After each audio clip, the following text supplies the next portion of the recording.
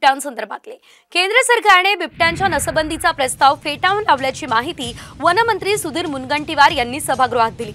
तर जुन्नर तालुक्यात बिबट्यांची संख्या वाढली आहे, त्यामुळे शेतकरी आणि पाळीव प्राण्यांवरती हल्ल्यांची संख्याही वाढते। त्यामुळे बिबट्यांची संख्या रोखण्यासाठी बिबट्यांची नसबंदी करण्याचा प्रस्ताव राज्य सरकारने केंद्र सरकारकडे पाठवला। मात्र हा जो प्रस्ताव आहे तो केंद्र सरकारने आता फेटाळून लावलेला आहे।